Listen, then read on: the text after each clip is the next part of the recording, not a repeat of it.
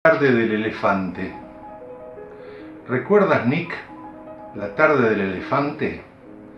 Tú estabas abrumado por el enésimo rechazo que esa mujer casada, madre ya de 4 hijos, te había propinado por teléfono. Lo único que te daba desde hacía entonces 11 años, al menos.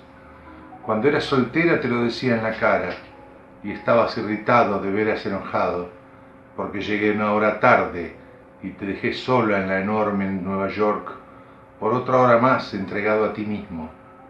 Ni mi taxi ni mis disculpas calmaron tu rabia anglosajona. Decías, solo se está solo en las grandes ciudades. ¿Te acuerdas, Nicky, de la tarde del elefante? Muchas lluvias y nieves y pisadas de zapatos italianos y de zapatos deportivos pasaron por esa esquina del Village, pero ella no ha olvidado todavía la tarde del elefante. Tú me sermoneabas en tu álgido inglés sin darte cuenta de que yo también estaba derrumbado. Y entonces, esa enorme sombra. Hablabas del tedio de las ciudades, del aburrimiento amarillo que se pone al oeste del puente de tu Brooklyn y de las mujeres jóvenes que cruzan solas y en ómnibus los laberintos sedosos de Central Park, rumbo a esos cuartos donde la calefacción les falla. Y entonces, esas pisadas majestuosas. Hablabas de que no te habían incluido en esa antología y decías que el marido de ella era calvo, seseoso y que dibujaba historietas. El tonto de los cómics, repetías, el tonto de los tebeos, repetías, mientras la gente, siempre está alerta la gente, dejaba corriendo la acera, tumbaba las sillas y olvidaba a los niños en su loca carrera. Decías que la rutina es una vieja ciega que mendiga monedas por Bond Street y por Harlem y que cada persona la recibe en su casa. Entonces ese gordo, la mole, se quedó parado cerca de nuestra mesa, en la esquina desierta, mientras el cajero, temblando, llamaba a la policía. 5.000 kilogramos de pacífica selva, aplastando el asfalto, una inmensa epifanía gris de 4 metros de alto y esa trompa curiosa con un dedo en la punta que probaba las frutas de las mesas caídas y revoleaba jugando a los manteles manchados. Aplastó en su huida de algún circo o del zoo a esa vieja mendiga que a la gente oprimida acongoja en su casa. Nos miraba sin miedo, como todas las cosas que sonriendo repiten, soy amigo del hombre. La renga. Tan quemada en este mundo como el amor real en una sola canción de las radios populares. Tan odiada la esclava, la negra, la fregona, que sus patrones la desfloran cada noche y ella, pendiente de aflorar en una sílaba casual, ella, la pobre, que arde ahora, solo en sombras. Desnudo en la cocina, él juramenta después de los whiskies que una sola cuestión de fe todavía hay por la tierra. Tan indefensa en sus manos de beodo, brilla ética, por sobre todo ética, la inútil fragua de imágenes, la renga. El extravagante viajero, río arriba. Entonces lo vi en el agua aceitosa regalo de la industria y del odio a lo vivo, remontando río arriba la corriente. El salmón imposible, un monstruo musculoso ornado de verdes y violetas, de naranjas y rojos, en la librea que solo presta el deseo a los ansiosos por reproducirlo a toda costa. Insólito tornasol entre la basura del río condenado, como un hombre empecinado en encontrar el camino que le diga: soy tu vida. Un regalo para la candidez empecinada en creer, un estímulo para los músculos tensados bajo las ásperas escamas, una sobredosis de hormonas inundando el cerebro diminuto. Y esa boca abierta al deseo de respirar, todavía algo más de su último día, guardaba la postrera sílaba de aquellos que no se dejan vencer ni por su propia idiotez, ni por las aristas de los muelles, donde nunca paran, donde jamás, por cosa alguna, se detienen.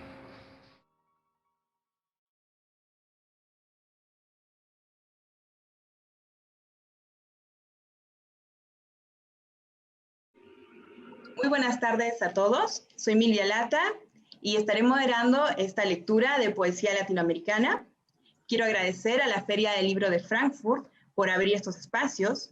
Este es nuestro segundo día de actividades en el marco de esta feria y tenemos el agrado de presentar a los poetas Minerva Reynosa, Iris Quilla, Virginia Benavides, Craig Vargas, Luis Benítez y Roy Sigüenza, quienes nos leerán sus creaciones.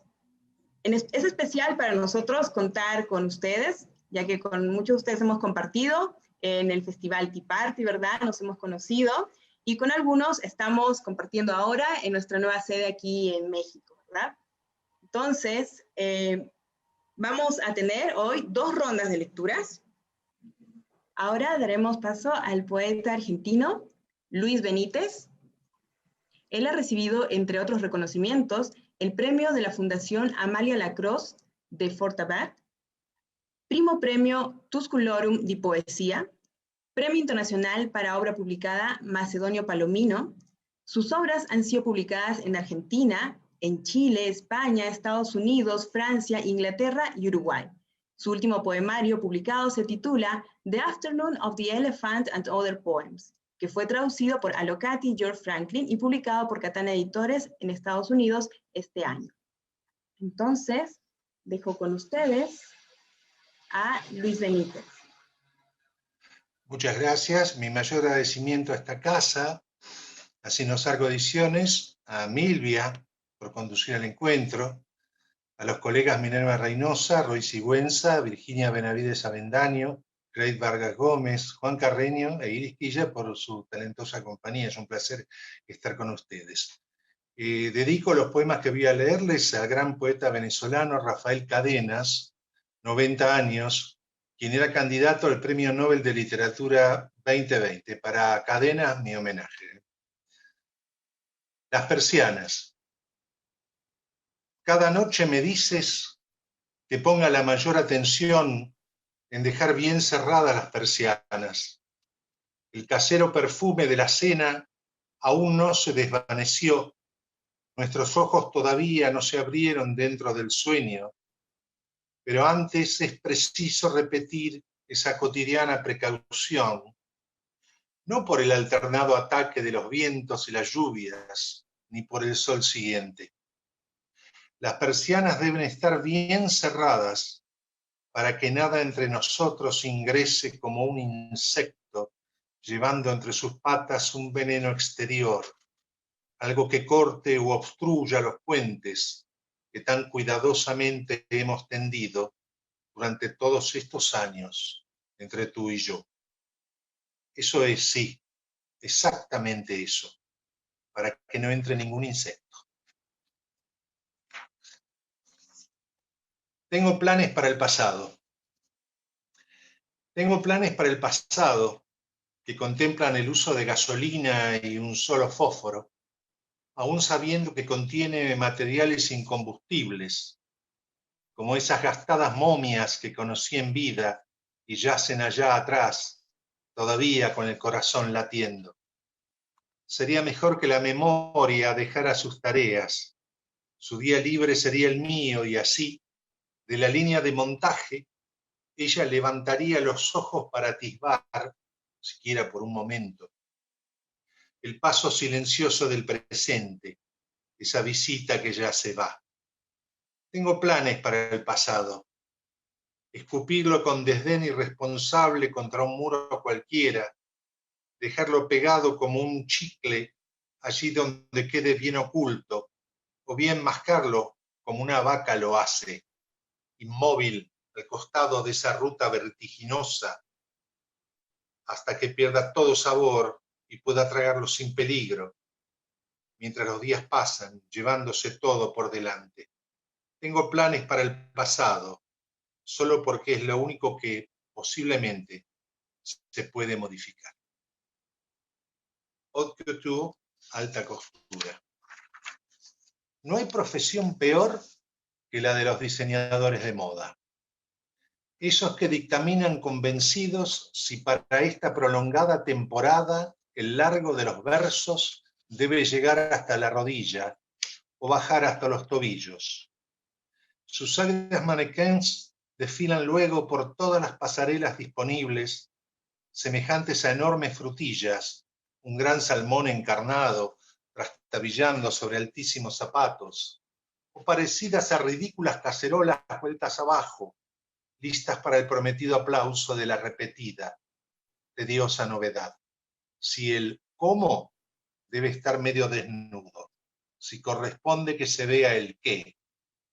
Sus creadores aseguran que de haber sido invitados, Homero y T.C. Eliot dirían está bien, y casi ninguno vacilará en aceptarlo. Y para finalizar esta primera ronda, determinaciones. Los romanos saltaban sobre una espada. Los vikingos viejos se sentaban en medio de la nieve. Los punks de los 70 lo hacían más despacio. Los chicos franceses cuentan minuciosamente las 50 pastillas de paracetamol. Y esta ventana que me espera atenta, con su gran boca abierta de 11 pisos de profundidad, se pregunta qué clase de cobarde es este que vacila incluso en caso de tan extrema necesidad, cuando la generosidad del vacío apenas necesita del salto final desde una silla, objeto que siempre será mucho más amable que una espada. Muchas gracias. Muchas gracias a ti, Luis.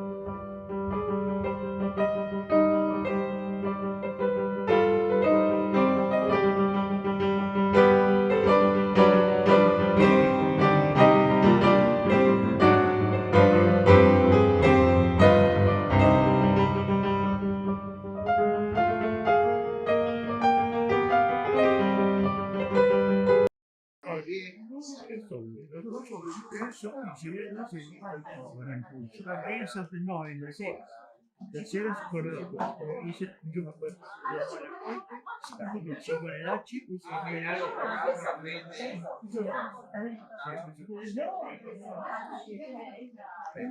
muchísimas gracias.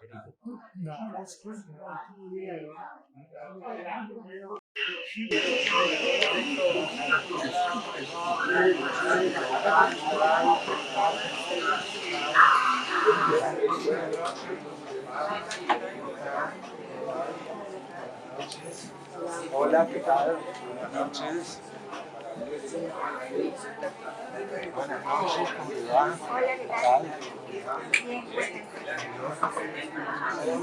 Hola, ¿qué tal?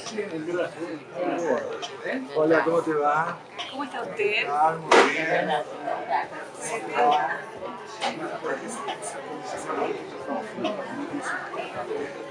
Buenas noches, ¿cómo le va? ¿Qué tal? Hola, buenas noches, ¿cómo están? ¿Cómo le va? ¿Qué tal? ¿Ya lo mandaste vos? ¿Ya se le dijo? Hola, buenas noches. Yo también, pues. ¿Cómo les va? Sí, me lo confirma todo. Creo que están filmando. Este es película, este es cine. ¿Cómo está? ¿Qué tal? ¿Cómo te va?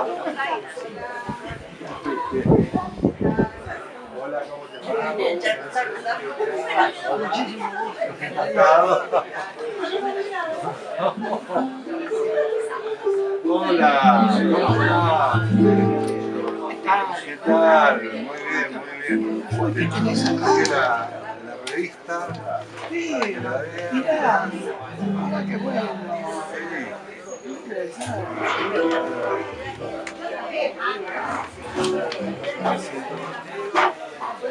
Hola, ¿qué tal? ¿Cómo andamos?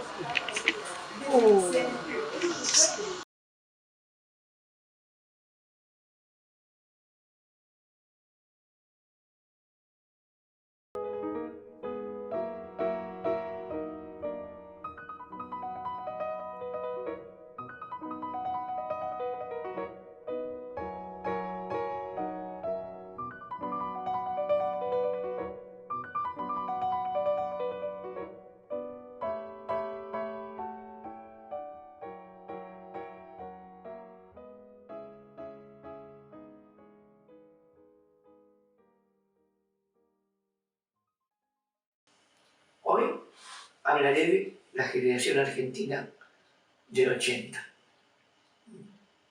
Y si lo digo en primera persona singular, es porque asumo la responsabilidad de este hablar y escuchar por parte de los que están del otro lado,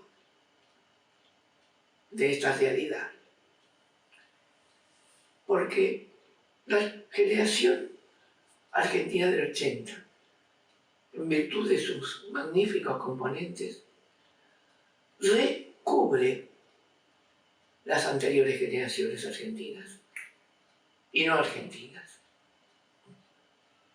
Y dicen que Luis Benítez pertenece a la generación argentina del 80. Y lo dice, y es a lo mejor así que pertenece a ella. Pero mi yo, en singular, dice que hoy no solo la recubre, sino que descubrir a Luis Benítez y voy a leer lo que está escrito hace un ratón de tiempo por mi yo singular, en primera persona, que dice que por su profundidad semántica formal, témpora espacial, a pesar de decir de sus develadores y reveladores, hoy la trasciende, porque este es un hoy. Es un más allá y aún más allá respecto de algo que ya insinué. Al decir trasciende, es un una transposición, una transustanciación, una transfiguración. Por eso su pertenencia y su pertinencia con la oscilación de la E y de la I. Porque al transustanciar, ay, no me sale, me cuesta esa recurrencia. Ocurre, y ocurre extémpora, y en este espacio espacial, que Luis Benítez, en esa plurisemanticidad, en esa plurisígnica, semántica, esencialización de la palabra, porque eso es lo que es su palabra, es un tránsito permanente, pero no recurrente, que se produce en su léxico. En su léxico esencialmente poético, en todo su transcurrir y su traspasar. Hoy, la generación literaria de los 80. Porque lo poético en él es una totalidad. Y esa totalidad viene de su ser lector de las esencialidades históricas, no solo literarias, sino filosóficas profundas, psicológicamente social, hablando a través de los tiempos de sus lecturas, manifiestos en su escritura. Entonces, eso que algunos llamaron justeza en su uso de la lengua castellana, y digo castellana y no española, porque es descendiente de la lengua de Castilla, con todas las constantes fundamentales y los cambios magníficos, y a veces no tanto, que fundamentan el registro de esa palabra justa, tanto cuando reflexiona, cuando metaforiza todo lo que está en la naturaleza y lo que es, y cuando la simboliza la metáfora simbólica. Por eso, a la vez que sugiere, porque eso es el arte literario, es la implicitud que se manifiesta y que los lectores y los escuchas, porque él habla como escribe y debe tener escuchas, es un deber de su pronunciamiento y es un deber lector y un deber escucha. Encuentra en Luis Benítez ese poder seductor, en el buen sentido, en el maravilloso sentido de seducir, que es conquistar lectores y escuchas que estén dentro de lo que se llama arte, y fundamentalmente del arte poético. Por eso, ese abarcamiento y cada vez más apertura de su palabra escrita, en la que predomina el poeta, porque lo dije y lo dicen tantas veces, poesía deviene de poesía y creación, y yo lo repito todas las veces que puedo.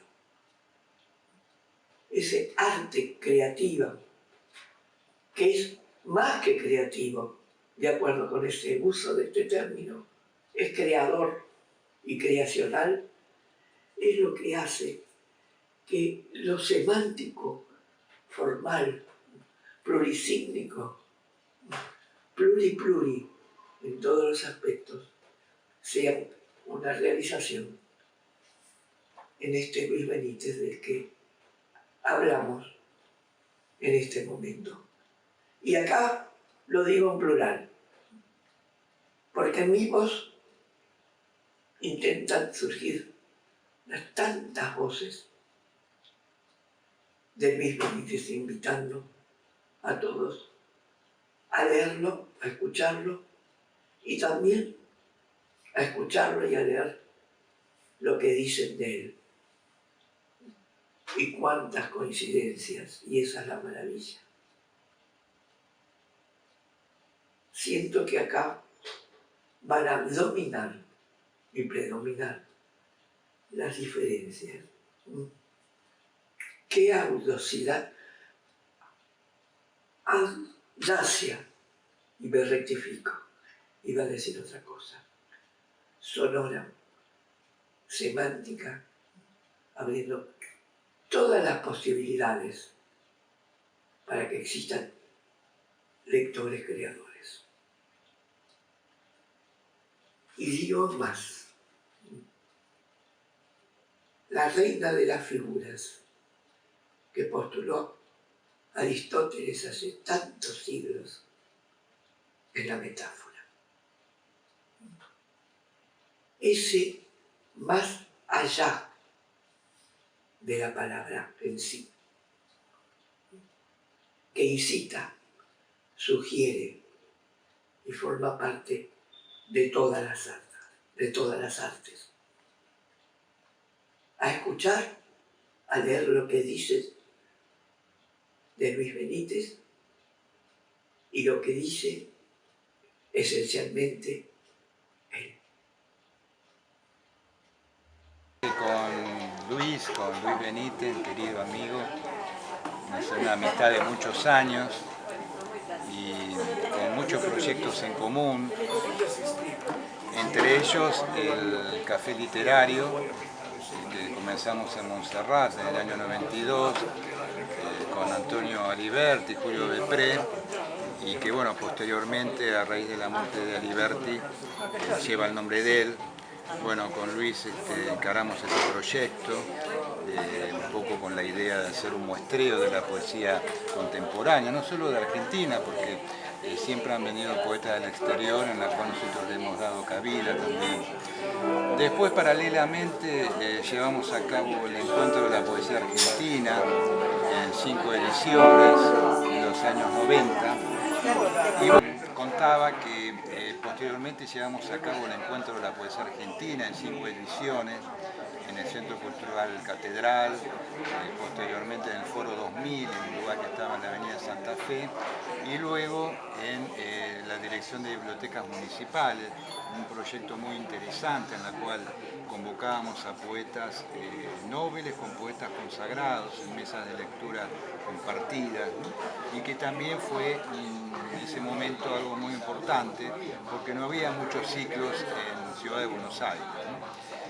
También paralelamente, mientras Luis estuvo radicado en Estados Unidos, llevamos a cabo un proyecto editorial con Correo Latino, algo muy curioso, pero bueno, muy lindo, porque él me enviaba el material desde allá y yo lo llevaba a la imprenta y así se compaginaba el libro, ¿no? Y salieron varios títulos de poetas importantes, ¿no? Así que bueno, un poco es ese vínculo que bueno, se ha perpetuado a lo largo de los años, con la idea también de continuar con el Encuentro de la Poesía Argentina en el próximo año.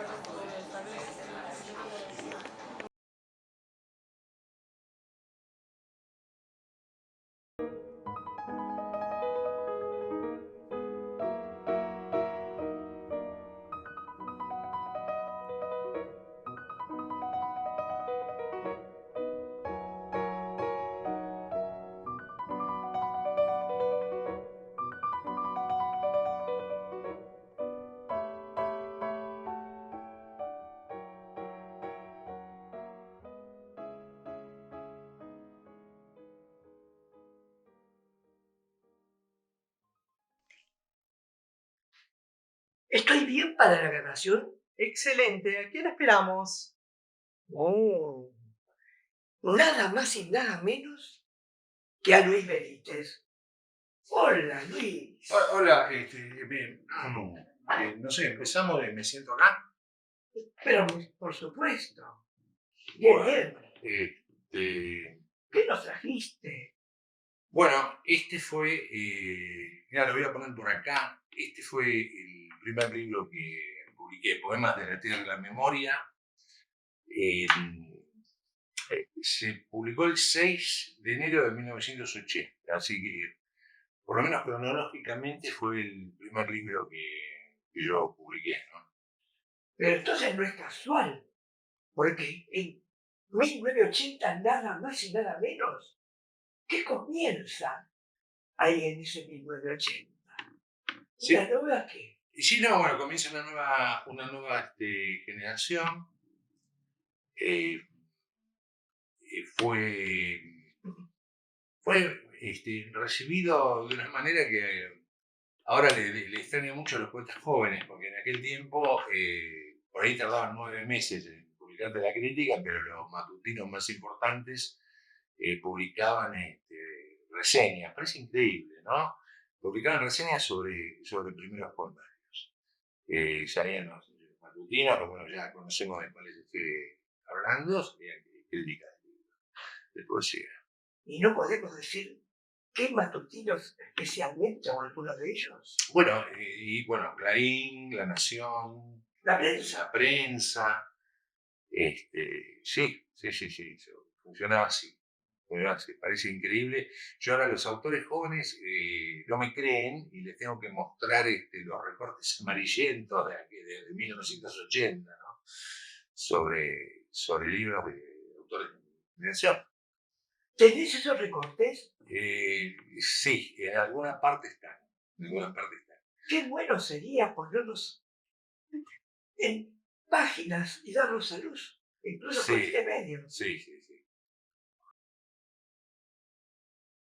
Nada menos que Borges. Y tu herencia. Sí, Borges, y yo ya sé a lo que te referís. ¿Sí? Yo, con la intrepidez que se dan solamente a los 23 años, fue en el 80 o en el 81,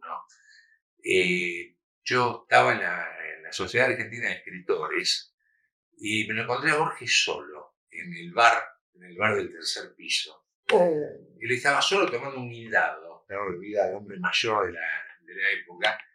Y así, con la mayor feminidad, me acerqué con mi primer poemario en presente de él. Le dije, maestro, yo soy un buen joven, publiqué mi primer libro. Y Borges estaba realmente una actitud admirable. Me dijo, bueno, como usted ya sabe, seguramente sabrá, yo soy ciego. Así que, por favor, me podría leer algunos de sus poemas. Y ahí estaba yo leyéndole a Jorge Luis Borges poemas de mi primer libro. Y ahí estaba casi totalmente ciego, Borges. Sí, ya estaba ciego. Y él enseguida advirtió la influencia que yo tenía muy marcada de Dylan Thomas en aquellos tiempos. Y me dijo, si le gusta Dylan Thomas, usted tendría que leer a Walt Whitman también. Yo le dije, mire, maestro, el tema es que yo con Hojas de Hierbas, con Canto a mí mismo, intenté muchas veces, pero no, el libro no me deja entrar. Y él me dijo algo que no olvidé nunca. Cuando dijo, no se haga problema, Benítez, los libros siempre nos esperan. Y ya lo que pasó, Sí, en ese mismo momento se abre el ascensor, aparece Alicia Jurado. Nada menos. Una de las... En esa época, nada menos. En esa época, nada menos. 15 años después me dio Alicia Jurado el premio Fontaba, después hablaremos. Me miró, me fulminó con la mirada y le dijo a Borges, Borges lo esperan unos periodistas, creo en el cuarto piso, una cosa así, para hacer un reportaje. Y Borges tuvo un gesto que habla de la clase de hombre que era. Sí. Le dijo, Alicia, dígale a los señores periodistas que me esperen 10 minutos porque estoy hablando por un poco. ¿Puedo hacer una digresión?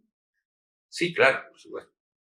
Borges fue, creo que, uno de los primeros, si no el primero, que dijo que el nombre de Hojas de Hierba en su extensión era literal y no significativo.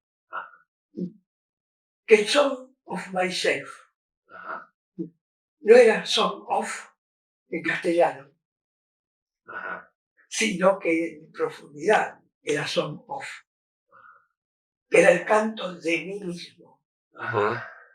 Y difiere totalmente su contenido desde ese yo de adentro. No se cantó a él, sino desde él. Correcto. Y ese me parece que es el parentesco interno con ese, en ese momento, autor joven, muy joven, Tenía 23 años. David Benítez, y fue su pronunciamiento que conmovió nada menos, otro nada menos, pero es un nada menos permanente, no el de Alicia Jurado circunstancial, que hizo que quisiera seguir escuchando al poeta, que es hoy, a través de los tiempos, de los años, que está sentado a mi lado y me conmueve. Bueno, muchas gracias. No tiene por qué darme la gracia. Es una gracia que me toca. Muchas gracias. Te agradezco mucho, querido. ¿Qué podés decir entonces de ese primer libro? Que también me ha llegado tanto en su momento, en su circunstancia. Bueno, Y hoy. es un primer libro, yo creo que estaban los gérmenes de lo que yo iba a escribir después. Todavía no manejaba el lenguaje, creo que lo haré con mayor pericia en el momento, ¿no? Pues 40 años después. Pero sí, ya estaba en esta. Es un libro del que yo no reniego, ni me voy a renegar nunca. Sigo considerando que es un buen punto de partida. ¿Son tus constantes? Sí, están las cosas. ¿Las que están en el libro? Sí. ¿En tus poemas? Ya están ahí. Entonces, ¿qué es la memoria del pasado o la memoria y el pasado? Que está nombrado a lo largo de ese poemario, incluso fundamentalmente, literalmente, al principio. Bueno, no, esos son constantes, como vos lo referís, que después en todo lo que seguí publicando sigue estando el tema del pasado, de la memoria del pasado. Un pasado que en ocasiones es dinámico y en otras es un tiempo detenido. Tiene varias formas el pasado, mi poesía. ¿Es un a tiempo? Sí, a veces sí y otras veces no. Y otras veces no.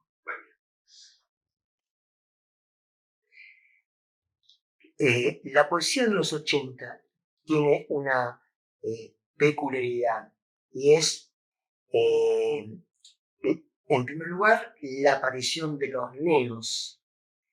El prefijo neo aplicado a determinados movimientos, por ejemplo, el neorromanticismo con Augusto Redondo, bueno, Horacio Soberjaubre, Soler Villalba, etc. El neoconcretismo, donde está, bueno, entre ellos Pernick, Jorge Santiago Pernick y Roberto Signori, entre otros, el neobarroco con Arturo Carrera, lo que se llama, lo que se llama el 70 tardío con Cofres y Laura Cain, y el neo-objetivismo que giró alrededor de la poesía, bueno, con Jorge Auricino, también Daniel Samuelovich, bueno, y otros más. Pero lo masivo, lo mayoritario, fue la aparición de los independientes. Entre los independientes, bueno, podemos nombrar muchos autores, pero bueno, voy a hacer sin que se te moleste a nadie por la ausencia, pero voy a nombrar algunos. Bueno, Luis Benítez, Esteban Moore, Liliana Ponce, bueno, Mario Sonpalesi, Eduardo Albastrión, bueno, en fin, Paulina Winderman, bueno, Carlos Brademirsi, que es un autor que lamentablemente desapareció de escena, pero no porque no se haya enterado de que le pasó algo raro, sino porque, bueno, que publicó un buen libro y después, bueno, una vez apareció. Bueno, en el caso de Luis Benítez, es un autor que justamente empieza a publicar en los 80. O sea, si vamos a lo digamos, cronológico, él cumple a rajatablas con esas características. Y aparte, marca un hito la obra de Luis Benítez. Yo ya no digo la poesía de Luis Benítez, digo la obra porque compone varios géneros. Bueno, es un literato, palabra que a muchos no les gustan por una cuestión cacofónica, pero él empezó en la poesía, siguió y va a seguir hasta la muerte escribiendo poesía porque es su gran pasión, pero también publicó cuentos, novelas, ensayos importantes como el Conde Ramón, que a su vez es una poesía de Juan M. Publicó libros sobre nada menos que Freud y Jung. Y es decir, y una obra de teatro, 18 whiskies, muy, muy interesante, donde él, bueno, marca un estilo muy singular de la obra dramática. Por lo tanto, tenemos que Luis Benítez es un autor bastante prolífico y en cada género que abarcó está la profundidad, está la hondura, está la eterna, el eterno interrogante y la eterna duda también, porque bueno, el que no duda no es un intelectual. Yo soy muy cartesiano y estoy en la duda. Y bueno, y Luis nos introduce en eso. En sus primeros poemas ya se notaba un voltaje metafísico, metafísico y vivencial. Una mezcla, digamos, bastante interesante, ¿no? Y rupturista con respecto a la visión que se tenía de lo que se llama moral burguesa y Poemas de la Tierra y la Memoria marcó mucho, como fractal, como marcaron otros libros más. Y yo creo que es un autor que merecería ser académico. Han entrado, no por una cuestión de superficial, no. La Academia Argentina de Letras tuvo en su momento a gigantes de la literatura. Borges, Banch, bueno, ni hablar. Gigantes de la literatura. Pero creo que le correspondería ese lugar porque no es simplemente por ser poeta, sino porque es un literato, es un hombre de letras. Por más que él sienta la poesía como eternamente, es un hombre de letras, es un hombre de la literatura, es un hombre de la cultura. Y su protagonismo en los 80 fue fundamental. Yo creo que en los 80, digamos, empezó un sendero de investigación, inclusive histórica, por algunos libros que publicó, investigación sin proponérselo, ¿no? De la palabra, o sea, la palabra, tanto en la poesía como en la narrativa, como en los ensayos de Luis Benítez, está como estallando de colores, de luces. Realmente nos conmueve y nos ayuda a pensar, porque eso es lo que tiene Luis Benítez. No es fácil conmover y hacer reflexionar al mismo tiempo. Algunos solamente reflexionan y otros solamente conmueven. Luis conmueve y reflexiona.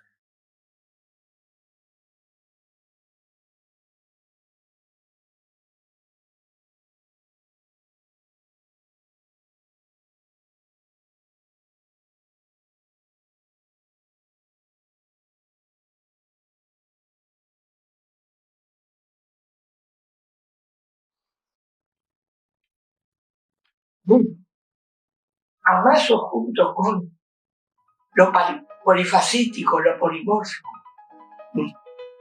los espacios en su estilo y los estilos en su espacio poético, en donde está presente el autor, Luis Benítez, y redundo, inserto en toda su obra, poética fundamentalmente. Entonces, hay una palabra que va más allá de la palabra, que es el vocablo, la voz, mitología, porque es una voz, ¿no? Que tiene fundamentalmente que ver con el espacio geográfico, centro, oeste, centro, sudamericano. ¿Qué nos puede decir? Bueno, en la mitología resumen muchas cosas. En principio es algo que recorre toda mi obra. Las mitologías de Occidente era la forma que el hombre tenía de explicarse el mundo cuando no existía lo comprobado por la ciencia, ¿no? Cuando la imaginación suplía el conocimiento, con la fascinación que tiene todo eso. Mi voz, la voz que yo estaba buscando en estos libros que estás viendo vos acá, que son los que yo publiqué entre 1980 y 1990, son textos donde yo estaba en búsqueda de una voz propia, tomando elementos que se corresponden con lo que es la cultura europea y también la aborigen americana, ¿no? Entonces, de ahí tomé mitologías tanto del mundo grecorromano como del mundo indígena, tratando de hacer una síntesis. Esa fue mi intención, sintetizar. Si lo logré o no, eso es algo que los lectores como vos son los que pueden llegar a evaluar mucho más. Muchas veces el autor no sabe realmente qué es lo que hizo. Pero dijiste una palabra clave que significa llave, que es la palabra búsqueda. Exacto, sí. La búsqueda es hacia muy atrás, lo más atrás posible, de los tiempos, de relación con los espacios, con los continentes, que podemos llamar más que síntesis, ¿no? Síncresis, sincrético, que es las oposiciones complementarias que se dan en la mitología, en los mitos que son la creación del universo, de los mundos, en un antes, en un medio y en un después.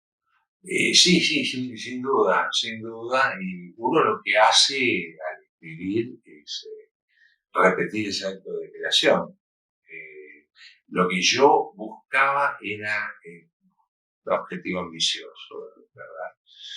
Era condensar en algunos de estos títulos ese acto de creación que fue colectivo y permanente a través de los tiempos. Darle voz a eso, claro, es una ambición muy grande, pero bueno, de grandes ambiciones se hacen los grandes logros que se alcanzan. Te contradigo. Bueno, cómo no. 3 veces las variantes de la palabra ambición.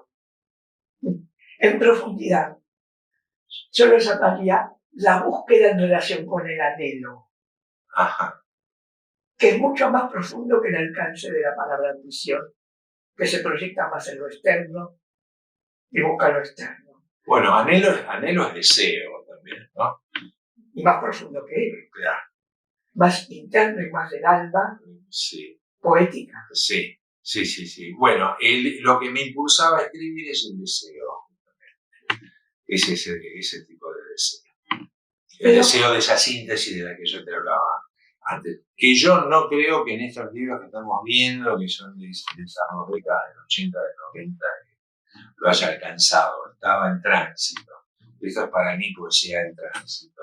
Donde además se produce otro fenómeno que después se desarrolla en las décadas siguientes, en el cual busco la paulatina desaparición del autor. ¿No? Que es un artificio, desde luego que es un artificio. Que llama artesiano, Sí. Digo los teóricos que lo requirieron. Otro anhelo más, ¿no? Vamos sumando anhelos. Otro anhelo significa proyección, trascendencia para creación de futuros. Ese camino, ese andar, esa búsqueda que a partir de las constantes se sigue, aprende y aprende y se continúa con puntos suspensivos. Ojalá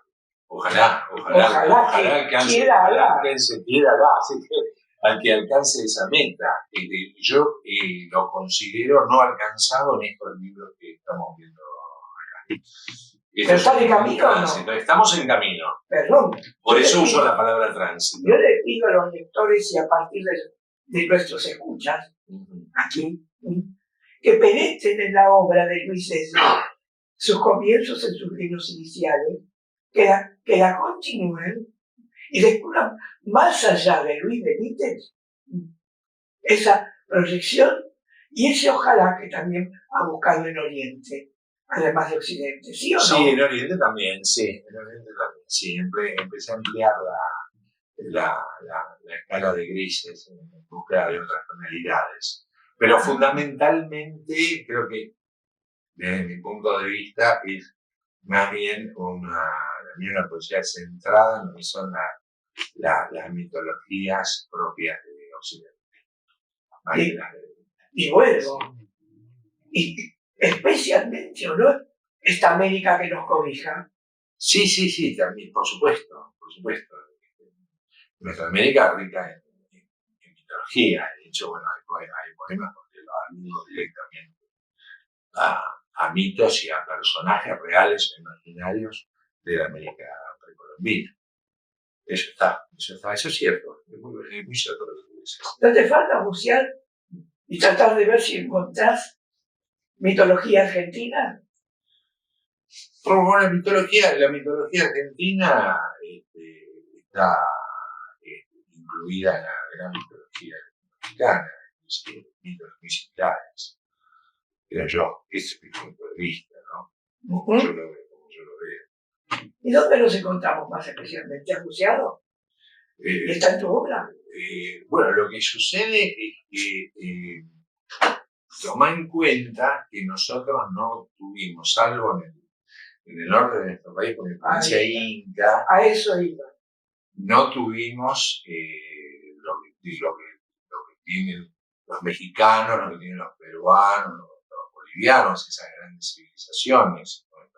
Nuestros pueblos indígenas se manejaban con tradición oral. A mí algo de eso me ha llegado,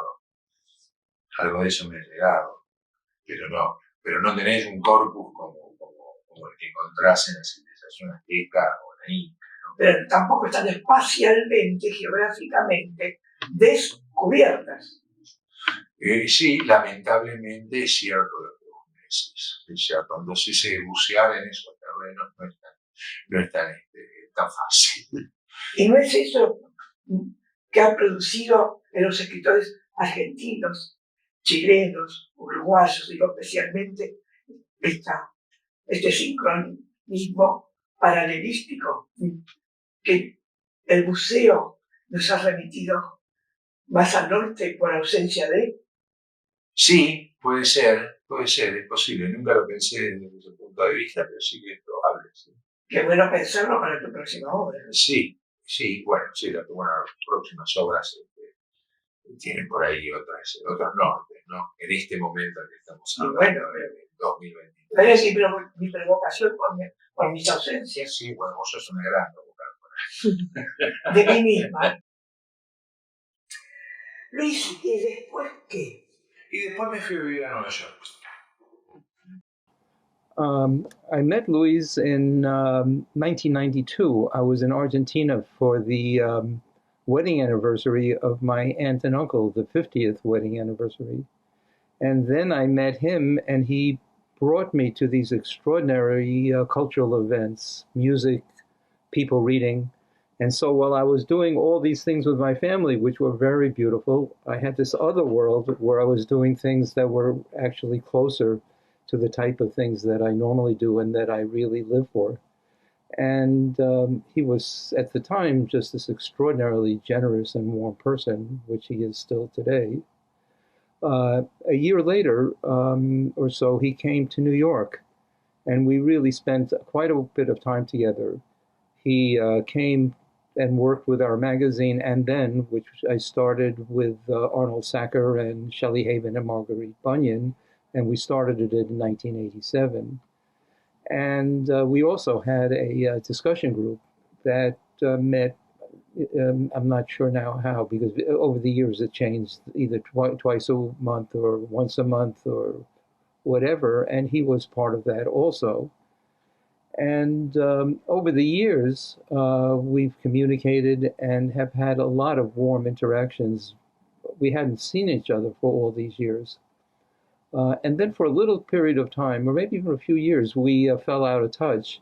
And my friend Freddie Roncaya, the great Peruvian poet, read an interview with Luis where he talked about New York, he talked about me, and it was so exciting. And then I contacted him, and then we've been back and forth since then quite frequently.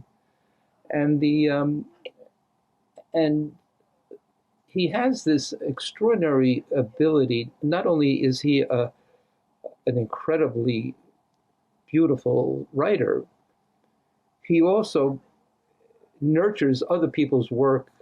He can celebrate it, and he brings all that creative genius also into the communities that he's part of. And it's very validating just to be in his presence. So he's a tremendous poet and also a tremendous part of a cultural ferment where he's able to celebrate other people while we can celebrate him. And it has been like a very gratifying friendship and very validating and I'm extremely happy that this documentary is being made to celebrate his life.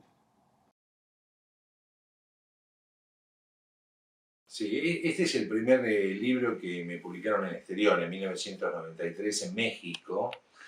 Es una reedición mexicana de Benin y otros poemas, publicado originalmente en Argentina en 1985.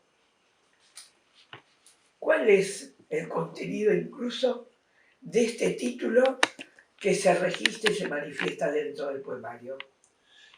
Bueno, este es justamente uno de los títulos donde abordo ya desde el título el tema de las mitologías latinoamericanas que evocábamos antes, porque Bering, como todos sabemos, fue el paso del hombre de Siberia a la América Virgen, ¿no? Donde no existía lo humano. Aparentemente. Es lo que ya, hasta ahora lo que suponemos es eso, lo que habrá sucedido vaya uno a saber, ¿no? Bueno, y después yo continué publicando y como vos sabés, empecé a publicar en revistas estadounidenses. Esto es algo interesante porque los Estados Unidos tienen un método vigente hasta ahora, donde vos comenzás por publicar en pequeñas revistas literarias que son leídas por los editores de revistas de mediano tamaño. Entonces, cuando vos presentás entre esas revistas medianas tu obra, ellos ya te conocen por haber publicado en las pequeñas. A su vez, los editores de las grandes revistas leen lo que se publican en las medianas. Y cuando vos hiciste ese recorrido, que lleva un tiempo determinado, ya estás en condiciones de presentar un manuscrito a una editorial estadounidense de poesía que te va a preguntar dónde publicaste vos antes, y ahí tenés ya alguna chance de ser publicado. Y yo empecé a publicar con cierta asiduidad en revistas estadounidenses, inclusive después de volver al país a fines del 1993. Quiere decir que esa permanencia tuya en Estados Unidos vino bien para que conocieras ese mecanismo de pequeños editores que leen a otros editores, sí, y más grandes editores que leen a los menores, sí. hasta llegar a la publicación individual. Sí, sí. Y te cuento que a pesar del desastre económico mundial de 2008, ¿Sí? que afectó terriblemente en lo cultural, bueno, la humanidad es lo primero que sufre los efectos, todavía ese mecanismo estadounidense sigue siendo lo suficientemente vigoroso como para seguir en funcionamiento, ¿no? Aunque han desaparecido revistas que llevaban décadas circulando, ¿no? Estamos hablando específicamente de revistas de poesía. Disculpame, pero estoy haciendo otra asociación por mi viaje a España también hace una punta de años. Coincide epocalmente, a pesar de la distancia Estados Unidos-España, con el decaimiento de las editoriales, por ejemplo, de Barcelona y de Madrid. Bueno, el proceso español... No, bueno, lo que pasa es que el proceso español ofrece algunas facetas que son muy interesantes, ¿no? Como lo señalaba un autor, un colega, dice que en España y en Europa en general se cierra una editorial y se abren dos. Así que ese es un proceso que mantiene su continuidad. El problema es que en general las publicaciones y las editoriales que se dedican a poesía son lo que llamamos habitualmente indies, las independientes. Así la denominamos ahora, que son editoriales que trabajan con un alto riesgo, pues no tienen el aval de los grandes grupos editoriales como para seguir en funcionamiento. Pero sin embargo se mantiene. Hay una red de contención, digamos, para que se pueda seguir publicando. Tanto en la Unión Europea como en los Estados Unidos en la actualidad. ¿Y por qué tu vínculo, que algunos pueden llamar, no sé si es así, pero me surge un término que algunos consideran peyorativo, tu vínculo con lo anglófilo, ¿está bien el término? Pero porque, bueno, tiene que ver con mis lecturas. En mí, además de Dylan Thomas, que cosa que fue una influencia muy fuerte para mí, y es la influencia de la cual me costó más librarme después en la búsqueda de una voz. ¿Te libraste? Sí. ¿Cómo hiciste? Y bueno, una influencia se contrarresta con otras. Cuando vos buscas otras influencias, de alguna forma va mermando el alcance del anterior. Miro tu mirada risueña y me Bueno, surge el interrogante. ¿Cuáles son esas otras? bueno, Por por ejemplo, ejemplo, si vos pasás de Dylan Thomas a Paul Eluard, por ejemplo, que Bueno. tiene una política completamente distinta, estás contrarrestando esa influencia. En mi caso, tuvo más que ver con el abrevar en lo que es la poesía estadounidense del siglo XX, ¿no? Alan Tate, por ejemplo, que tuvo una influencia muy grande. Amy Lowell, Robert Lowell, que era su sobrino. Exactamente. La tía escribía mejor, para mi punto Tal de vista, cual. que el Tal sobrino. ¿Qué es escribir mejor?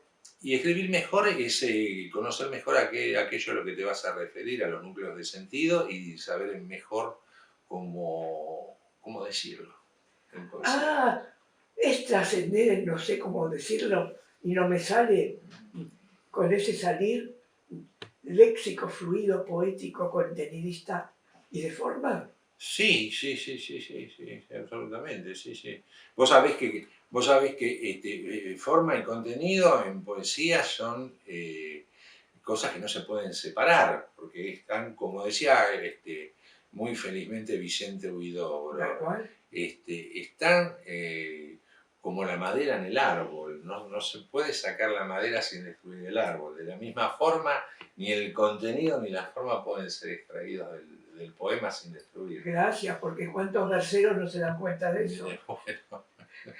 Yo sabía que te ibas a reír y necesitaba esa risa para poder también nutrir mi descarga. Estamos, pero entonces me pregunto, y te pregunto, Sí. ¿por qué ese regreso, entre comillas, y yo acoto que no es regreso a los poetas malditos, al llamado simbolismo que contiene la metáfora simbólica o el símbolo metafórico? Pero no entiendo muy bien a qué te referís vos como con un regreso a los poetas malditos. Y porque hay mucha mención implícita y explícita. No se salvan Rimbaud, Verlaine. Bueno, no, pero que eso es algo que todos los poetas... ¿Todos? Sí, prácticamente todos los poetas que empezamos a escribir en el siglo XX, llegamos al siglo XXI, lo tenemos. Baudelaire es el padre de la poesía moderna. Tenemos nuestro Rimbaud bien leído, nuestro Verlaine, eso es una marca que queda.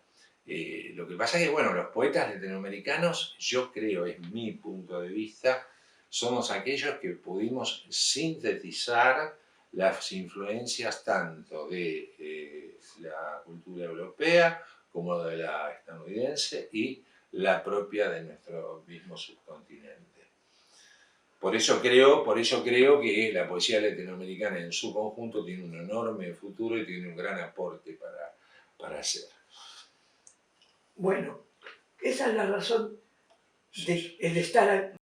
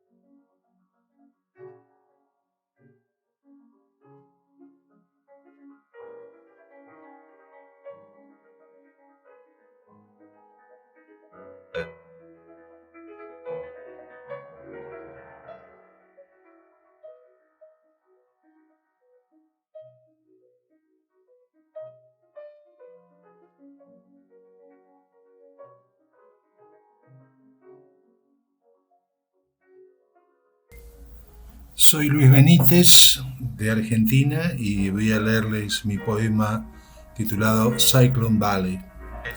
Cyclone era la marca registrada comercial por un holding de empresas europeas que vendían este producto, el gas letal, con el que se asesinó a millones de inocentes durante la Segunda Guerra Mundial. Cyclone Valley. Hay niños que nacen ya sin cabeza porque viene la guerra. Hay gente intranquila pensando que puede pasar algo grave porque viene la guerra. Una hippie demente aúlla hasta enronquecer que hay un caballo de madera repleto de tropas de élite a las puertas de Europa y la hacen callar de un disparo porque viene la guerra. La guerra con manos de gancho y pies de alambre de púa, con cabeza de mosca y alas de murciélago.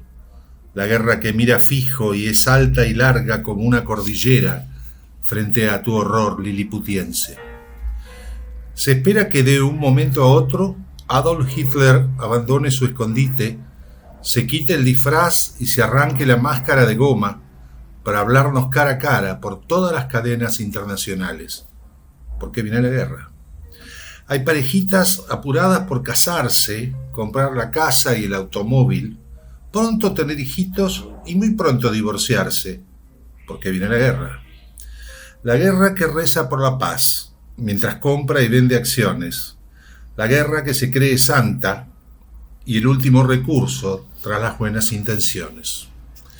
Hay amas de casa que no consiguen marihuana por ninguna parte, porque viene la guerra. En el Museo Reina Sofía doblaron la guardia en torno del Guernica, porque viene la guerra.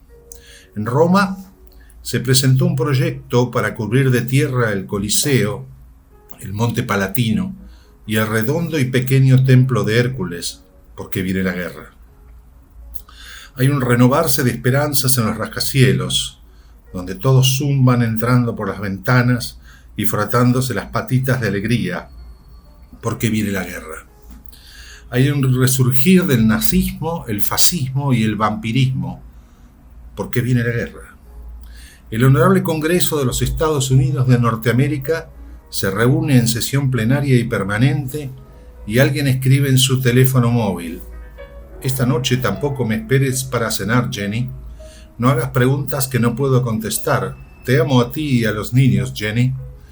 Pone cara de John Huston y se alivia enviando su mensaje.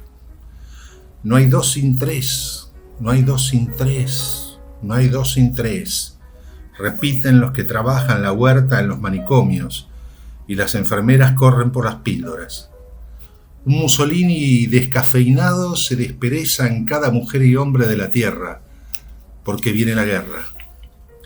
Los círculos de estetas se preocupan y discuten la amenaza de un reverdecimiento de la poesía social, porque viene la guerra.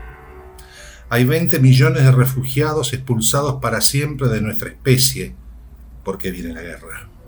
Se promociona un milagroso medicamento en todo el mundo, en previsión de las futuras epidemias, porque viene la guerra, y luego otro, y otro, y otro. El escritor mimado por la derecha francesa predice en su último libro que no habrá guerra, y vende en una tarde 500.000 de ejemplares, porque viene la guerra. Hay cuarentones y cincuentones releyendo con nostalgia a Lenin y Nostradamus, porque viene la guerra. El ruido de las teclas de esta computadora ya parece el tableteo de una metralleta, porque viene la guerra. En el Vaticano, alguien enciende un cigarrillo y sonríe mirando por la ventana, porque viene la guerra. Se fueron hasta las nubes rozando las sandalias de Dios, la harina, el café, el té y la heroína, porque viene la guerra. Los académicos se reúnen en urgentes simposios para discutir la posibilidad del surgimiento de una literatura de posguerra y cuál será.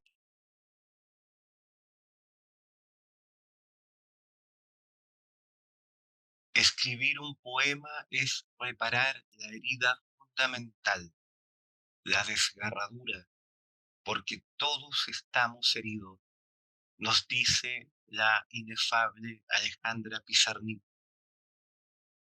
¿Puede haber un signo más preciso a la hora de definir la propia escritura de Benítez, esa herida individual y colectiva que permea en toda su obra, pegándonos de vez en cuando con un palo de ceniza? ¿Habrá otra forma de abordar esta obra imprescindible, esta metamorfosis de lo mismo que deletrea el silencio, que resignifica cada paso con una paciencia de madera, sorda, vegetal? Cuánta sombra de la que hay en mi alma daría por recordarte, diría la página en blanco. Pero Benítez sabe que el poema es un ser vivo que envejece. Por eso nos habla en una lengua opaca, cuyas señales de ruta se diluyeron en el vacío de la mano o debajo de las olas. Si la memoria es el pasado que nos perdona, entonces nuestro poeta ha tallado con cortaplumas palabras que no se leen, palabras que salen de los rincones para reclamar su espacio y su tiempo. Así la escritura de Benítez, como una especie de regreso a casa, o tal vez como esa herida que no se cierra nunca. Ay, bueno, Luis, ¿cuándo, cómo y por qué comenzaste a ser publicado en las Europas? Prefiero decir en las Europas, no hay una sola. Bueno, el primer libro que me publicaron en Europa es este, ¿no? Yo no sé sueco, este es un libro traducido del sueco, Bering och andra dikter, vamos a suponer que lo pronuncié bien. Este libro es una traducción al sueco de Bering y otros poemas que vimos antes, publicados en Argentina en el 85, después en México en el 95 y posteriormente ya en Europa. Pero yo hago así, hago una curva. Argentina, México, norte de Europa. Norte de Europa. Qué notable. Bueno, eso tiene una explicación. Desde 2009 existe el Programa Sur de Apoyo a las Traducciones, organizado por la Cancillería Argentina, que a la fecha lleva publicado más de 1.500 títulos en más de 50 países. Bien. Es un programa que subsidia la publicación de nosotros, autores argentinos, trabaja directamente con las editoriales extranjeras y nos permite salir al mundo. Antes de que sucediera esto, sucedió algo con connotaciones graciosas, realmente. Yo no tenía libro publicado en Europa, me comunico con un editor italiano, le propongo la publicación de un poemario y este buen señor me dice, mire Benítez, me contesta, ¿no? Mire Benítez, usted primero publica en la Unión Europea o por lo menos en los Estados Unidos, que me encantó el eurocentrismo, por lo menos en los Estados Unidos, y después ya vemos de otra forma publicar los suyos. ¿Qué funciona como puente? Claro, una cosa así. Entonces, bueno, empecé a publicar en Europa gracias al Programa Sur, que subsidió varios de mis libros en Francia, en los Estados Unidos, en Rumania, etc. Así que hay otros puentes. Francia, Rumania, sí, Estados Unidos, y finalmente este editor italiano terminó publicando algo mío. Después de. Interesante. O sea, alguien tiene que dar el paso inicial con el asunto. A ver qué pasa. Y si pasa, sí. O sea, si nosotros consideramos que este autor argentino lo podemos publicar, nosotros con nuestro sello editorial también podemos llegar a hacer lo mismo. Risueño, realmente. Pero vos fíjate qué cosa tan interesante, ¿eh? Que es que se produjo un efecto que yo lo llamo sinérgico. Ajá, ¿por qué? Porque a partir de publicar, gracias a los subsidios del programa Sur, me empezaron a llegar propuestas de otras editoriales. Una de Washington, por ejemplo, una de París, para publicar sin el subsidio, por el hecho de que ya estaba en circulación lo que ya había estado haciendo. Puente, por eso circula, Sí. círculo, Sí. y por eso es sinérgico, ¿con Sí. qué? Sí. Con el árbol. Claro, el tema es, de todas formas, no es tan halagüeño. ¿Por qué? Mirá, te cuento una cosa muy sencilla. Sí. En los Estados Unidos, que es un gran mercado editorial, solamente el 3% de los libros que están puestos a la venta corresponden a traducciones al inglés de autores extranjeros. Cuando yo te digo el 3%, es bastante. me estoy refiriendo a que eso incluye a autores europeos, africanos, asiáticos y también latinoamericanos. O sea, de ese 3%, una parte nos toca a nosotros. Pero, por eso digo, entre comillas, insisto, es bastante. Es bastante, pero se precisa más porque... ¿Puedo hacer una pregunta cáustica, capciosa? Maravillosamente, sí. Sí. Podemos destinar un momento hoy, o el año que viene, no sé cuándo, al tema de la traducción literaria, a la traducción del sentido que impera dentro de la propia lengua y que algunas veces, otras muchas, no se corresponde con el léxico de la otra. Bueno, mirá, sobre eso, y Creo que es justamente importantísimo. en relación a este libro que te estaba mostrando antes, traducido al sueco, yo respeto mucho el trabajo de los traductores. Lo considero el traductor un coautor. ¿Siempre? Sí. Muy Tengo un creíble, gran ¿lo estás respeto. diciendo o no? Tengo un gran respeto por los traductores.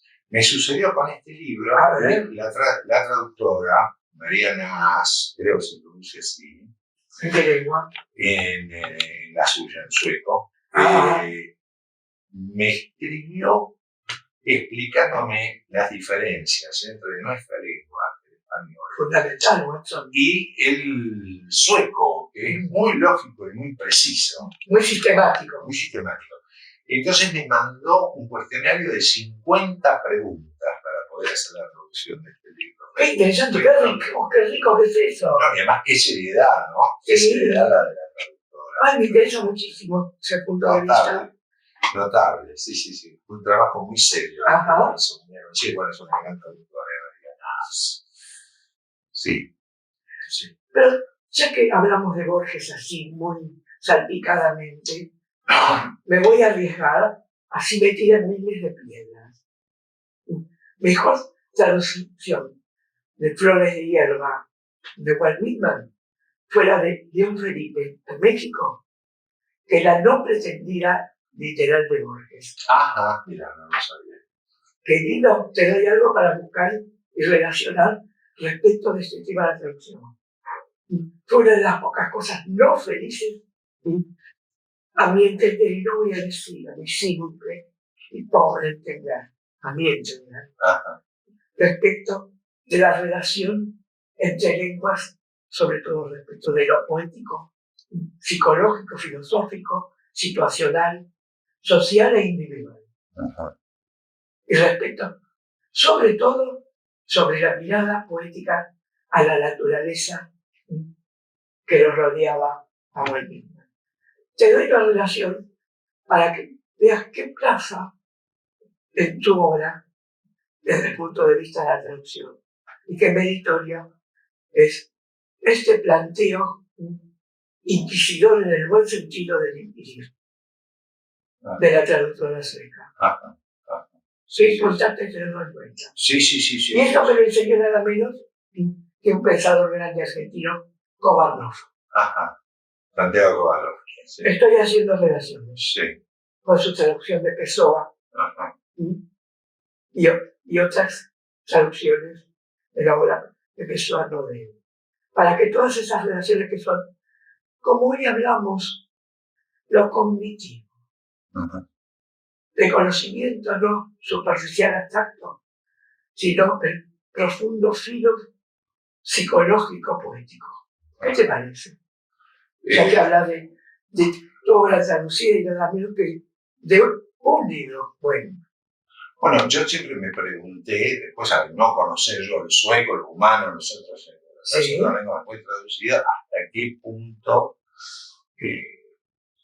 hay una transmisión de los sentidos del libro, de la versión original, llevado a la otra lengua. Formar contenidista poético. Lo que pasa es que seguramente algo hay que sacrificar por el camino. O algo de la forma o algo del contenido. Porque, bueno, cada lengua tiene un espíritu, ¿no? Nosotros lo sabemos. ¿Trascender la literalidad? Y sí. Y ahí se juega la capacidad del traductor. ¿Qué es la capacidad? Y la que él tenga para poder llevar un texto en otra lengua a la suya. Hello, my name is Mervyn Linford. I'm a poet, author and publisher with the Literal Press. I first came across Luis Benitez through a mutual friend, Neil Ledbetter, poet, critic and reviewer, member of the Scottish Society of Authors working out of Edinburgh.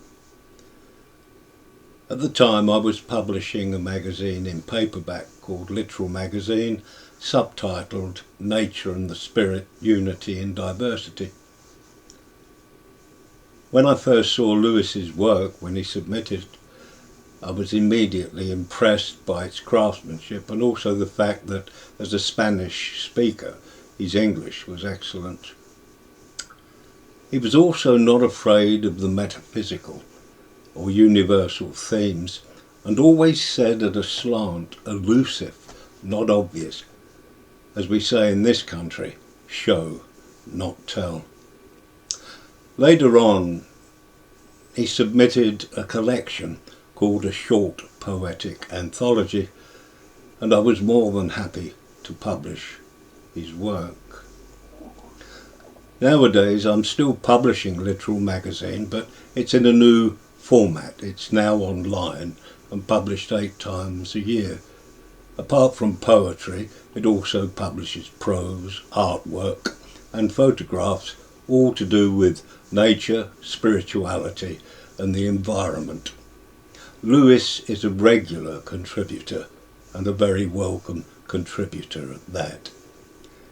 If anybody is interested in reading a substantial and authoritative poet, then they could go no better than to read Luis Benitez. He is an excellent poet and a good friend, and I heartily recommend his work. Thank you.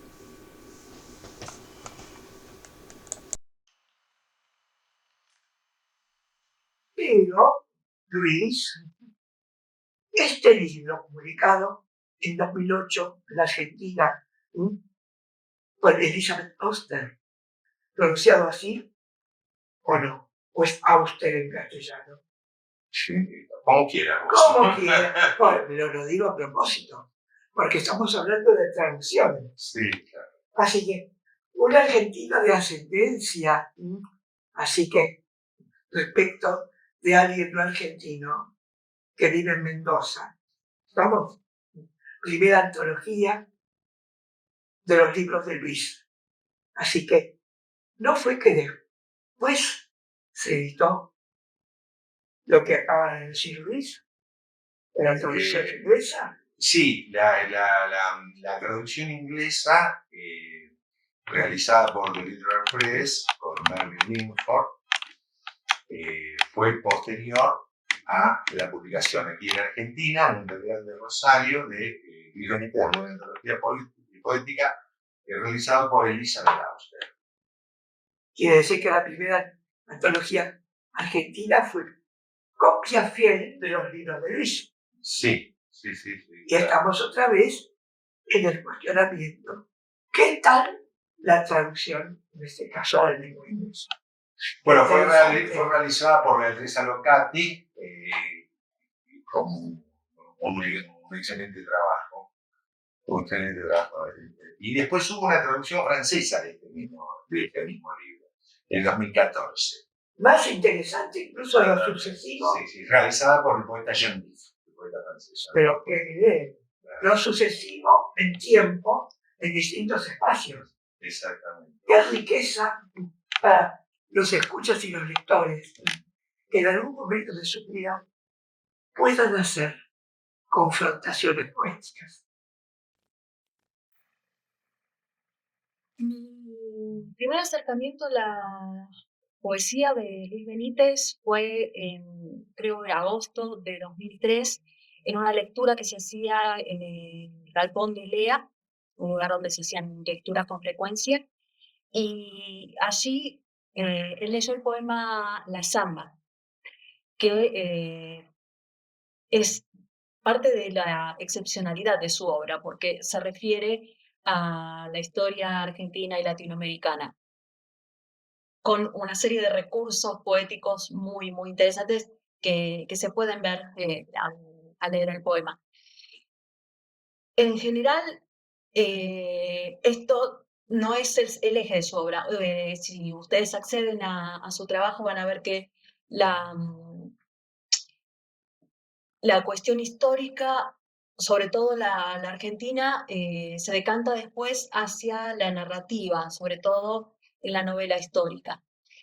El eje de su poesía, su poética, su tema, pasa por lo que en la antología de 2008 reconocí como la corriente metafísica, es decir, proponerse pensar en qué consiste este mundo, cuáles son las motivaciones de este mundo, qué es lo que pasa en todos los ámbitos, en la Tierra como planeta, como sistema, el mundo animal, el mundo vegetal, el mundo humano como tal y el mundo humano en tanto animal, porque no dejamos de serlo, somos apenas un poquitito más evolucionados que algún delfín o alguna cosa parecida.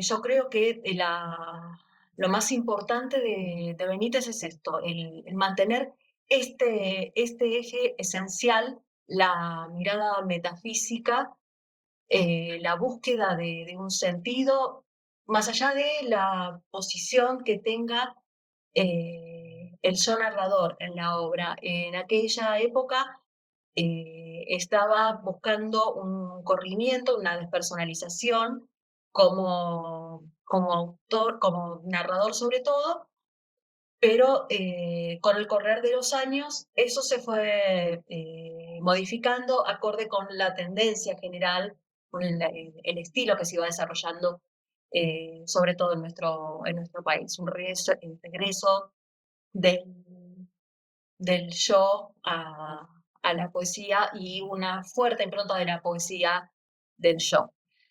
Esto en Benítez no tiene lo que puede verse en otras obras, quizás una gran autorreferencialidad potenciada por lo que vivimos en pandemia, una mirada volcada hacia el interior porque no podíamos ver qué había allá afuera porque afuera era demasiado aterrador.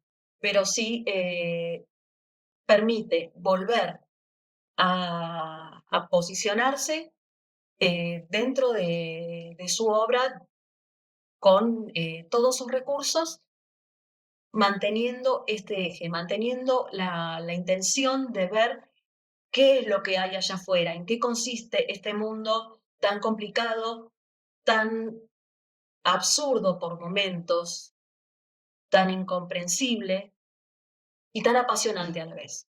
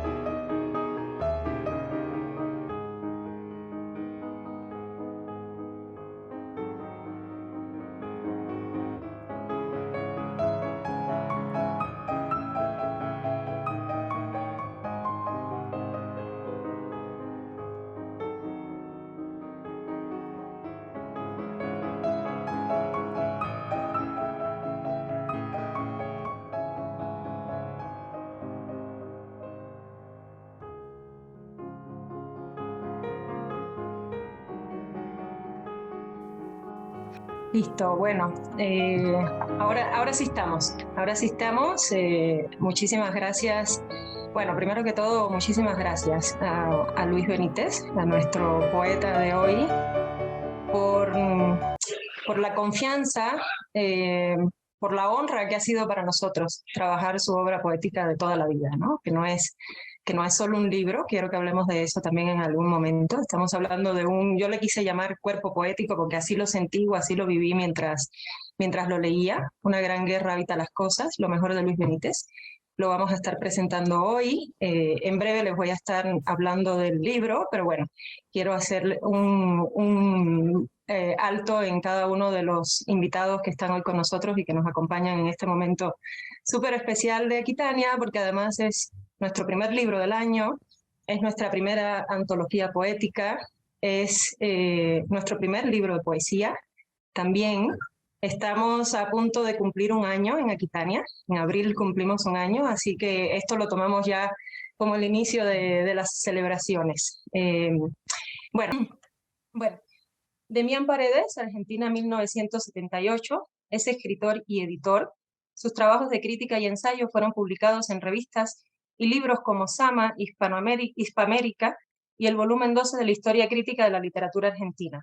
Sus entrevistas, reseñas y artículos de periodismo cultural en medios gráficos y digitales argentinos y en portales web de literatura.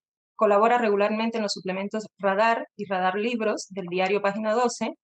Compiló Cantón Lleno 2019, volumen colectivo dedicado a la obra del poeta Darío Cantón.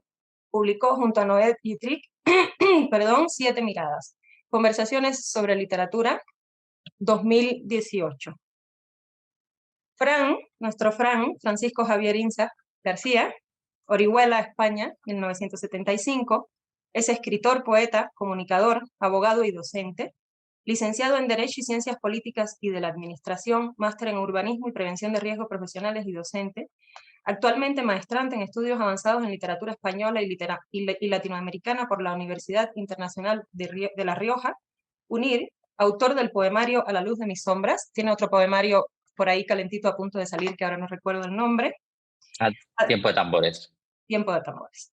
Además de articulista en El Cotidiano y colaborador en diversos medios, es editor y coordinador en la Ninfa Eco y director del programa Susurros de la Ninfa Eco Literatura Contemporánea. Ahí vamos a estar también en algún momento que salgan los próximos programas. Y bueno, Luis Benítez. El poeta, narrador y ensayista literario Luis Benítez nació en Buenos Aires el 10 de noviembre de 1956, ciudad donde reside. Es miembro de la Academia Iberoamericana de Poesía de Estados Unidos, de la World Poetry Society Estados Unidos, de World Poets Grecia y del Advisor Board de Poetry Press de la India. Ha recibido el título de Compagnon de la Poesía de la Asociación La Poste de Poètes, París, Francia. Es miembro de la Asociación de Poetas Argentinos y de la Sociedad de Escritores y Escritoras de la República Argentina. Ha recibido numerosos premios nacionales e internacionales por su obra literaria, entre ellos el primer Premio Internacional de Poesía La Poste de Poètes, París 1991, la mención de honor del Concurso Municipal de Literatura Buenos Aires 1991, el segundo Premio Bienal de la Poesía Argentina Buenos Aires 92, el primer Premio Joven Literatura Poesía de la Fundación Amalia Lacroze de Fortabat, Buenos Aires 1996, el primer premio del Concurso Internacional de Ficción Montevideo 96, el primo premio Tuscolorum di Poesía Sicilia, Italia 96, el tercer premio Eduardo Mallea de Narrativa Buenos Aires, el periodo 95-97, el primer premio de novela Letras de Oro Buenos Aires 2003, el Accessit de 100 Concours Internacional de Poesía París 2003 y el primer Premio Internacional para Obra Publicada Macedonio Palomino, México 2007. Creo que su trayectoria habla, da una base sobre lo que vamos a ver hoy de la poesía de Luis. Con más de 40 libros publicados de poesía, ensayo y narrativa en Argentina, Chile, España, Estados Unidos, Francia, Inglaterra, Italia, México, Rumanía, Suecia, Venezuela y Uruguay. Y bueno, Una gran guerra habita las cosas, lo mejor de Luis Benítez, incluye una selección de poemas de toda su obra poética, desde 1980 a la fecha, y me voy a permitir leerles además los títulos de todos los libros, porque no son pocos, que están compilados, de los cuales hay una selección hecha para esta obra, ¿sí? Poemas de la Tierra y la Memoria, 1980, Mitologías, la balada de la mujer perdida, 83, Erín y otros poemas, 85, Guerras, epitafios y conversaciones, 89, Fractal, 92, El pasado y las vísperas, 95, La yegua de la noche, 2001, El venenero y otros poemas, 2005, La tarde del elefante y otros poemas, 2006, Manhattan Song, 5 poemas occidentales, 2010, Desimaginación 2013, editado hasta ahora solo en francés, por tanto esta selección de poemas de este libro es la primera vez que va a estar disponible para los lectores en español, y finalmente del año 2021 nadie sabe dónde estuvimos. Y bueno, yo quise escribir este preámbulo para introducir Una gran guerra habita las cosas, lo mejor de Luis Benítez. Esta es una publicación a la que no se le puede llamar libro precisamente, sino obra de la vida, pupero de la poesía de Luis Benítez, porque reúne 40 años, toda su vida poética, una visión del mundo, cósmica, universal, occidental, poética, integradora, colectiva. Los abismos del hombre están en estas 225 páginas de poesía, de las cuales, si tuviera que eliminar una...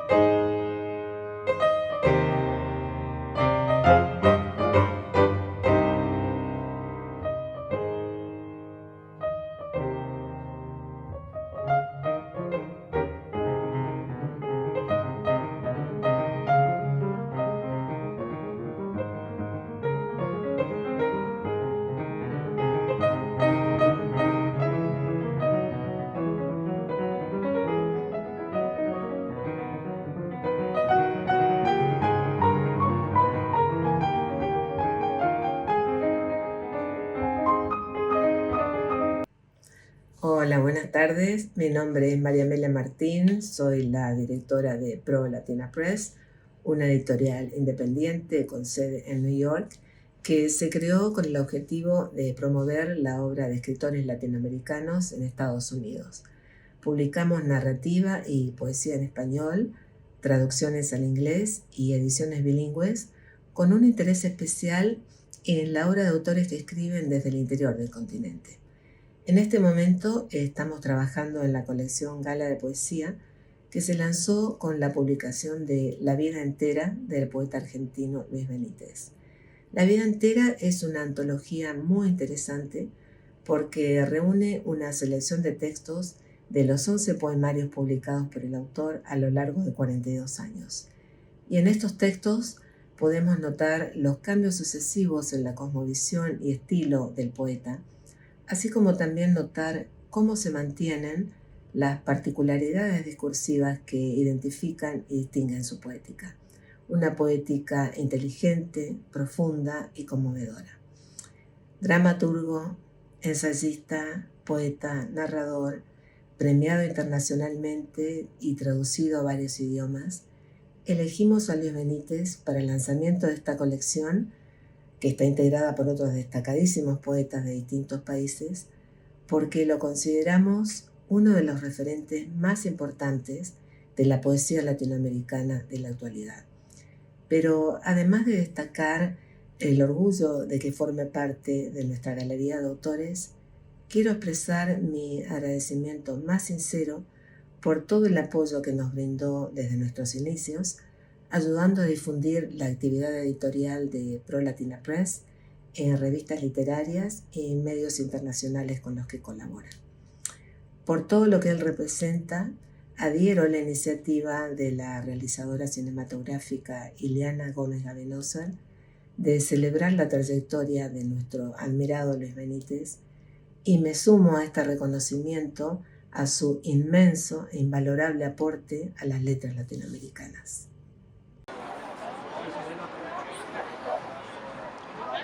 Yo publiqué un ensayo sobre la obra poética de Luis, que se llama Luis Benítez, una poética de la indagación. Es, no sé si contradictorio, por lo menos pareciera ser paradójico, los conceptos de poética e incluso de poesía y de indagación, pero no es una relación nueva, no es tributaria de la nueva crítica francesa, ni nada por el estilo, y mucho menos original mía. Tanto en la Grecia clásica como en la antigua Roma, la poesía estaba considerada como un modo de sabiduría. Si uno lee, por ejemplo, el epistolario de Séneca, en una de sus cartas, Séneca dice las cosas que dicen los poetas que deberían decir los filósofos. Para decir que para él incluso la poesía estaba un paso más arriba en el rango de la sabiduría que la filosofía. Es en este sentido, yo creo que la poesía de Luis Benítez es una indagación, un repliegue, una autorreflexión sobre probablemente el único tema de la estética y de la obra de arte, que es qué es el ser humano, qué es la persona, qué es el sujeto humano. A mí me parece que en este sentido es una indagación y es una fuente de sabiduría, por un lado. Por otro lado, parafraseando a Octavio Paz, uno puede decir que el artista es el único olmo que da peras, lo cual no es poca cosa, es casi un milagro, ¿no? Yo creo que la poesía de Luis Benítez es un olmo que da peras. Esto por un lado. Con Luis nosotros mantenemos una amistad de hace más de 30 años. Por lo tanto, puedo decir con conocimiento de causa que yo muy pocas veces me he cruzado, probablemente casi ninguna, con una persona cuyo atributo más relevante es la generosidad tanto a nivel material como espiritual. Me parece que esto es algo que bien vale la pena destacar.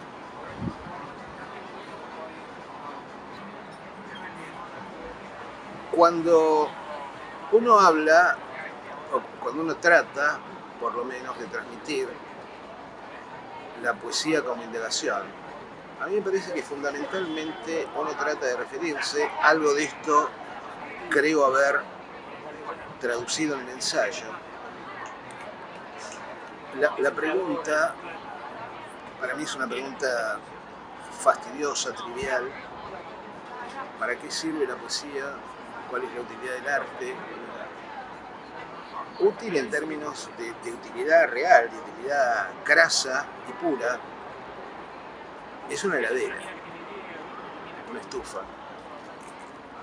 Pero me parece que la respuesta a esta pregunta la dio Hegel de una vez y para siempre en la fenomenología del espíritu, cuando él dice, para pensar la vida, esa es la tarea. Efectivamente, yo creo que el arte sirve en el sentido de utilidad, si alguien quiere llamarlo así, para pensar la vida, porque esa es la tarea. ¿Cuál otra podría ser la tarea? Y no cierro nada. Y no concluyo nada. Esto es simplemente, y todo esto, y digo esto, para que de esto abárquese todo de hoy, lo remito a el principio epilogal. Valga el oxímoron paradójico. Este cierre no es cierre, es apertura. Y muy buenos días que abarcan todos los momentos de este tiempo de hoy y de este espacio sonoro.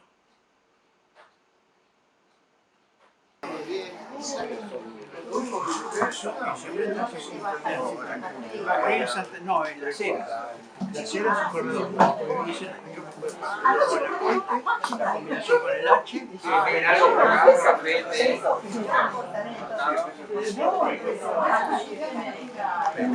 Muchísimas gracias, querido. Gracias.